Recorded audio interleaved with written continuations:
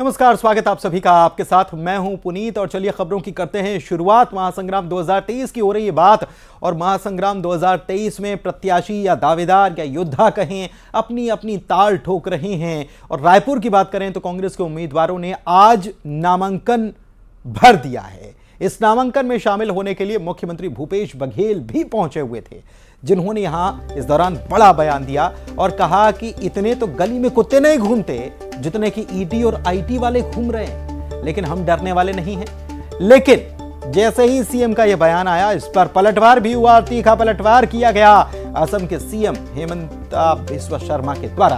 और पलटवार करते हुए उन्होंने कहा कि देश को विश्व गुरु बनाने के लिए शक्तिशाली ईडी और सीबीआई की जरूरत है, नहीं तो गौठान घोटाला, कोयला घोटाला, शराब घोटाले का पैसा बाहर कैसे आएगा। अगर भारत को विश्व गुरु बनाना है तो सबसे बड़ा शक्तिशाली ईडी और सीबीआई देश को चाहिए, नहीं तो काला धन आएगा कैसे। सुनिए। साथ में ईडी और आईटी आज राजस्थान में खूब पड़ेगा हाथ छापा, यहाँ थक गए छापा मार मार के। रायपुर में, दुर्ग में, भिलाई में, बिलासपुर, कोरबा में उसका गली मोहल्ला में कुकुर मन नहीं की रहे, वो भिलाई मन नहीं की रहे, उसका ईडी आईटी वाला मन की रहे। ये देश को विश्व गुरु बनने के लिए शक्तिशाली ईडी और सीबीआई का जरूरत है। नहीं तो आप गौठान घोटाला कैसे ढूंढेगा, अब कोयला घोटाला का पैसा कैसे बाहर आएगा, शराब घोटाला का पैसा कैसे आएगा। तो अगर भारत को विश्व गुरु बनना है तो सबसे बड़ा शक्तिशाली ईडी और सीबीआई देश को सही है, नहीं तो काला धन कैसे बाहर आएगा। को मैं धन्यवाद देता हूं कि आप भी समझा कि भारत को विश्व गुरु बनने के लिए काला धन आपका जेब से बाहर होना पड़ेगा, इसलिए देश को बहुत बड़ा ईडी और सीबीआई का जरूरत है। चलिए बढ़ते आगे। बलौदाबाजार जिले के तीनों विधानसभा के कांग्रेस प्रत्याशियों के समर्थन में आज नामांकन रैली का आयोजन किया गया था, जो दशहरा मैदान में रखी गई थी, जिसमें मुख्यमंत्री भूपेश बघेल शामिल हुए। इस दौरान मुख्यमंत्री भूपेश बघेल ने बीजेपी को निशाने पर लिया और कहा कि बीजेपी ने केवल 15 सालों में सभी को ठगा ही है। इस दौरान बलौदाबाजार के विधायक प्रमोद शर्मा कांग्रेस में शामिल हुए। आपको बता दें कि 2018 के विधानसभा चुनाव में प्रमोद शर्मा जनता जोगी कांग्रेस से चुनाव लड़े, लेकिन आज मुख्यमंत्री भूपेश बघेल के सामने उन्होंने कांग्रेस से हाथ मिलाया। भारतीय जनता पार्टी केंद्र में बैठे तीनों मन करे है। संदीप साहू और इंद्र कुमार साहू भाटापारा से तीनों के नामांकन रैली में उपस्थित हुआ। जबरदस्त उत्साह लोगों में, और लोगों ने ठाना है कि तीनों सीट भारी बहुमत से जिता के भेजेंगे। ठीक है, भाटापारा में प्रत्याशियों की गुटबाजी भी चल रही, थोड़ा बहुत सब किसमें नहीं चलता, लेकिन सब ठीक हो जाएगा। निश्चित रूप से ताकत मिलेगी। पुराने हमारे साथी वादे अभी भी अधूरी है, ये जो उतने भी घोषणाएं हुए हैं तो होगा ना, सब काम होगा, क्यों नहीं होगा। सर कर्ज माफी तो सरकार बन जाएगी, कर्ज माफी पर नहीं, किसानों को मजबूती से बनेगी। आज मेरे को ऐसा महसूस हो रहा है जैसे कि मैं अपने पुराने घर में वापस कर लिया। मूलतः मैं बचपन से ही जब छात्र संघ का अध्यक्ष था, NSY के अध्यक्ष से लेके युवा कांग्रेस के अध्यक्ष से लेके कांग्रेस का मीटिंग लेके अभी तक के बाहर था, लेकिन आज अच्छा लग रहा है कि अपने घर में वापस कर लिया। चुनाव लड़ने की पहले हो रही थी, अभी अब अगला क्या रुख रहेगा आपका, क्योंकि कांग्रेस की टिकट तो फाइनल हो गई है। नहीं, हम कांग्रेस को सपोर्ट करेंगे पूरा, और तन मन धन से सपोर्ट करेंगे, पूरे अच्छे मन से सहयोग करेंगे। कांग्रेस पार्टी के विचारधारा वाले पहले भी थे और आगे भी हम रहेंगे। इधर प्रदेश कांग्रेस प्रभारी कुमारी सैलजा, सह प्रभारी चंदन यादव और deputy CM TS Singhdeo Balrampur पहुंचे थे, जहां से वो रामानुजगंज सीट से कांग्रेस प्रत्याशी अजय तिर्की और सामरी विधानसभा सीट से कांग्रेस प्रत्याशी विजय पैकरा के नामांकन में शामिल हुए। तस्वीरें आपको दिखा रहे हैं। और इस दौरान रामानुजगंज और सामरी विधानसभा सीट से मौजूदा विधायक नदारद रहे। ये एक बड़ी हैरान कर देने वाली बात थी कि मौजूदा विधायक जो हैं नदारद रहे। हालांकि कांग्रेस ने रैली निकालकर शक्ति प्रदर्शन किया। इस मौके पर डिप्टी सीएम TS सिंहदेव ने कहा कि सरगुजा संभाग में जहां कहीं भी प्रत्याशी नामांकन फॉर्म भर रहे हैं, ऐसा लगता है कि वहां से मैं चुनाव लड़ रहा हूं। उन्होंने ये भी दावा किया है कि छत्तीसगढ़ में फिर से कांग्रेस की ही सरकार बनने जा रही है। तो TS सिंहदेव ये दावा करते हुए नजर आए और उन्होंने पूरे सरगुजा संभाग से अपने आप को एक प्रकार से बता दिया कि नामांकन भरने के लिए हम आए हैं और हमारे प्रत्याशियों के साथ मजबूत प्रत्याशी मैदान में उतारे हैं, जिन्होंने पूरा कार्य किया है लोगों के बीच में, पहले से मजबूत रहे। और आने वाले समय में आप देखेंगे कि पूरा जो हमारा क्षेत्र है, कांग्रेस पार्टी पिछली बार की तरह पूर्ण बहुमत से यहाँ से निकाल कर लेके जाएंगे हम सीट, और सभी लोग मिलकर कार्य कर रहे हैं। मुझे ये लगता है कि मैं खुद भी नामांकन भर रहा हूँ। जहाँ भी चुनाव हो रहा है, मुझे हमेशा ऐसा महसूस होता है कि परिवार भी, हम लोग भी कांग्रेस के साथ सदैव समर्पित रहे हैं, और जहाँ कांग्रेस के उम्मीदवार लड़ते हैं, लगता है कि मैं भी चुनाव लड़ रहा हूँ। तो हम लोग सब साथ आए हैं, प्रत्याशियों के साथ आए हैं, साथ लड़ने के लिए आए हैं, और भरपूर मन में यही इच्छा और समर्पित भाव है कि क्षेत्र का निरंतर विकास होता रहे, सरगुजा आगे बढ़ता रहे। इधर रायपुर में कांग्रेस उम्मीदवारों ने भी नामांकन किया। विकास उपाध्याय, कुलदीप जुनेजा, पंकज शर्मा और छाया वर्मा कलेक्ट्रेट पहुंचे और अपना नॉमिनेशन फाइल कर दिया। इस मौके पर मुख्यमंत्री भी मौजूद रहे। सीएम ने प्रदेश में एक बार फिर से कांग्रेस की सरकार बनाने का यहां दावा किया। सभी प्रत्याशियों ने, रायपुर जिले के हमारे कांग्रेस प्रत्याशियों ने नामांकन दाखिल किया है। सबको बधाई, शुभकामना। इसके बाद बलौदा बाजार और मुंगेली भी जाऊंगा। चुनौतियां कितनी देख रहे हैं सर इस बार? चुनौती ये है कि जो हम लोग जो वादा करते हैं उसे पूरा करने की है। भारतीय जनता पार्टी कहीं नहीं है।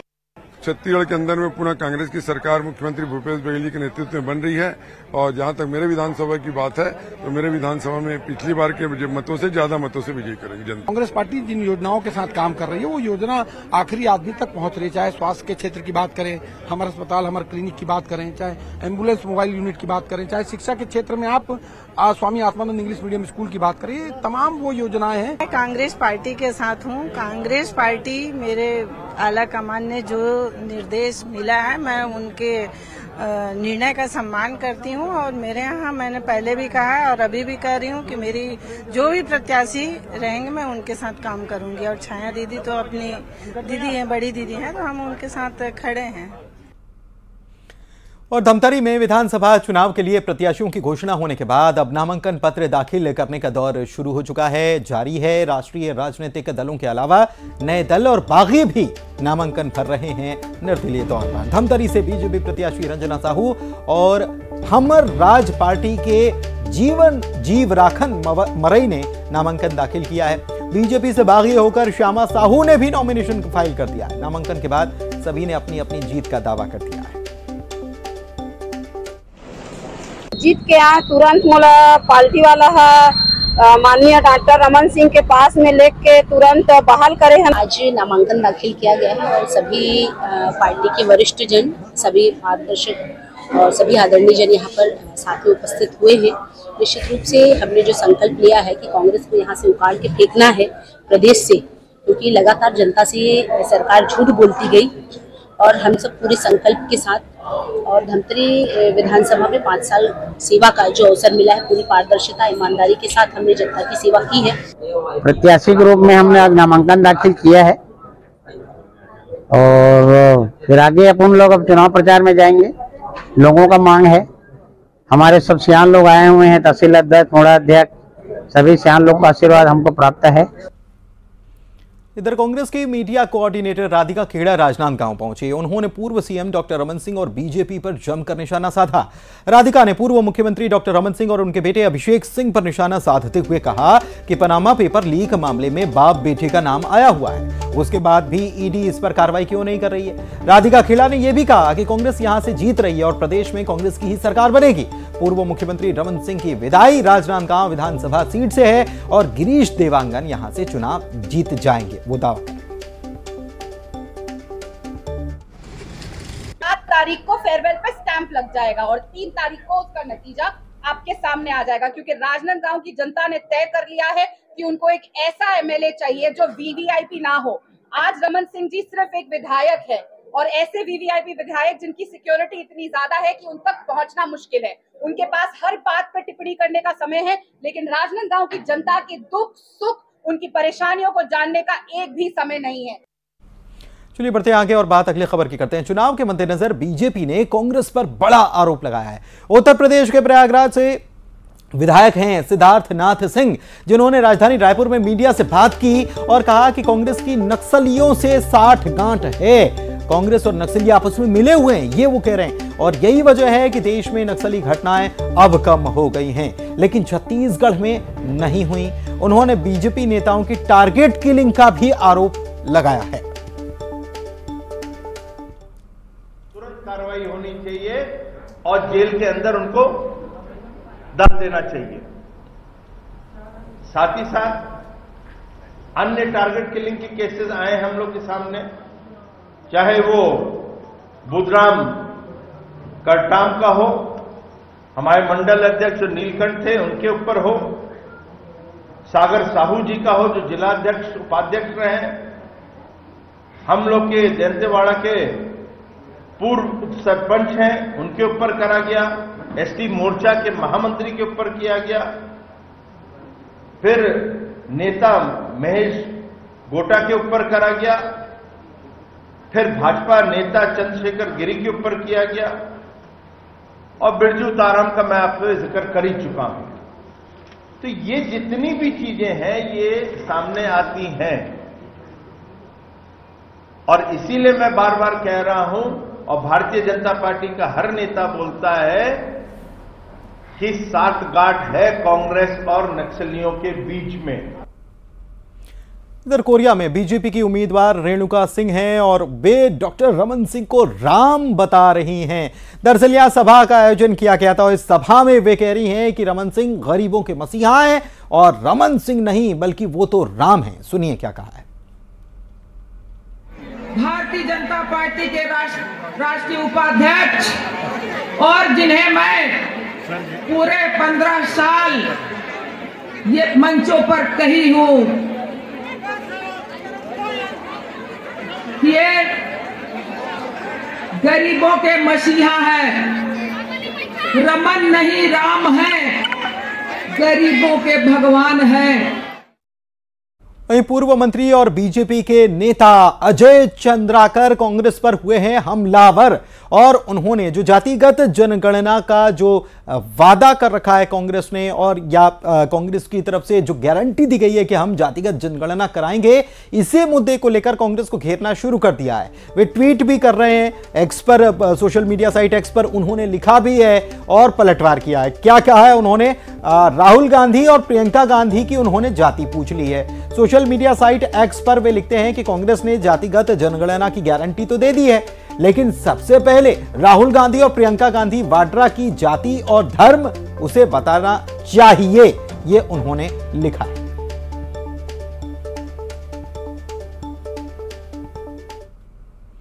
वहीं विधानसभा चुनाव के लिए जनता कांग्रेस छत्तीसगढ़ ने प्रत्याशियों की तीसरी लिस्ट भी जारी कर दी है। 5 विधानसभा सीटों के लिए प्रत्याशियों के नाम घोषित किए गए हैं, जिसमें लोरमी की सीट से सागर सिंह बैस को उम्मीदवार बनाया गया है, मुंगेली से डॉक्टर सरिता भारद्वाज को उम्मीदवार बनाया गया है, सामरी से प्रभा बेला मरकाम को उम्मीदवार बनाया गया है और जांजगीर चांपा से रविंद्र द्विवेदी को टिकट दिया गया है। इसके अलावा महासमुंद की एक सीट जो है बेहद महत्वपूर्ण सीट है और यहां से राशि महिलांग को पार्टी ने मैदान में उतार दिया है।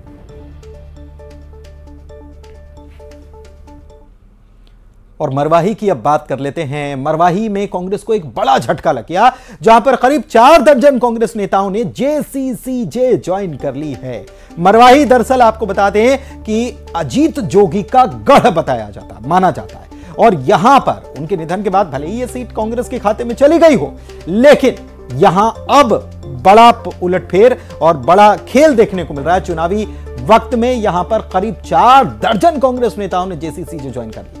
जेसीसीजे में शामिल होने वालों में पूर्व विधायक प्रत्याशी गुलाब राज के साथ ही मुद्रिका सर्राटी समेत कई सरपंच और बड़े नाम भी शामिल हैं। सभी ने रायपुर में सागौन बंगले में रेणु जोगी और अमित जोगी से मुलाकात की और पार्टी में प्रवेश कर लिया।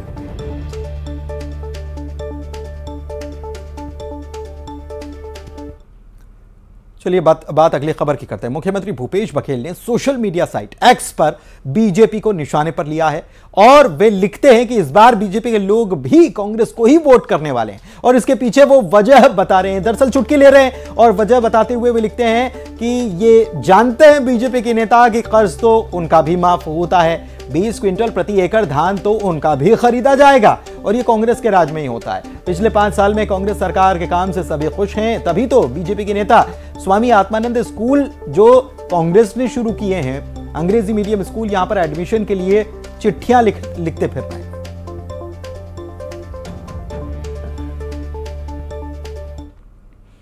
तो विधानसभा चुनाव को लेकर पार्टियां अपने उम्मीदवारों का ऐलान कर ही चुकी हैं। अधिकांश सीटों पर तो ऐलान हो ही चुका है। बीजेपी और कांग्रेस की बात करें तो छत्तीसगढ़ में दोनों सीटों पर सीटें फुल हो चुकी हैं दोनों तरफ से, लेकिन कांग्रेस के विधायक देवेंद्र यादव और कृष्णदेव राय को जो प्रत्याशी बनाया है, अब इस पर बीजेपी प्रवक्ता केदार गुप्ता बड़ा बयान दे रहे हैं। वो कह रहे हैं कि कांग्रेस भ्रष्टाचारियों को टिकट दे रही है और प्रदेश का माहौल बिगाड़ने का काम कर रही है। क्या कह रहे हैं इसके पीछे, सुनिए सर। ईडी ने कांग्रेस के 2 विधायकों के खिलाफ चार्जशीट पेश की है, देवेंद्र यादव और कृष्णदेव राय। क्या माननीय भूपेश बघेल जी अपने दोनों विधायकों से इस्तीफा लेंगे और उनमें से एक को उन्होंने देवेंद्र यादव को प्रत्याशी बनाया है? क्या अब ये माना जाए कि कांग्रेस चार्जशीटेड लोगों को जो भ्रष्टाचार में सरकार के सहयोगी हैं, जो एटीएम है, उन्हें टिकट देकर आगे बढ़ाना चाहती है? क्या चार्जशीटेड लोग कांग्रेस के प्रत्याशी होंगे? भारतीय जनता पार्टी ये मांग करती है कि दोनों चार्जशीटेड विधायकों से इस्तीफा लिया जाए और ऐसे लोगों को प्रत्याशी बनाकर छत्तीसगढ़ की गरिमा को नष्ट न किया जाए, उनका टिकट वापस लिया जाए। चलिए आगे बढ़ते हैं, सुकमा की बात कर लेते हैं। सुकमा बस्तर का वो क्षेत्र है जहां पर छत्तीसगढ़ में पहले चरण में जो 7 तारीख को मतदान होने वाला है, यहां पर भी मतदान होगा और सुकमा उन 20 सीटों में एक सीट सुकमा की कोंटा विधानसभा सीट भी है। लेकिन दिलचस्प क्या है, दरअसल यहां पर सुकमा जो है वो ऐसी जगह पर स्थित है जहां से 3 राज्यों की बॉर्डर लगती है, जिसमें ओडिशा भी आता है, इसमें तेलंगाना भी आता है और इसमें आंध्र प्रदेश भी आता है। तो ऐसे में चुनाव को देखते हुए इन सीमाओं पर चौकसी बढ़ा दी गई है। वैसे भी नक्सल प्रभावित क्षेत्र भी माना यह जाता है, तो ऐसे में चौकसी और ज्यादा यहां पर बढ़ती जा रही है। सुरक्षा बल जो हैं वो गाड़ियों की चेकिंग कर रहे हैं। 3 राज्यों से सीमा लगती है, लिहाजा खास निगरानी यहां पर की जा रही है।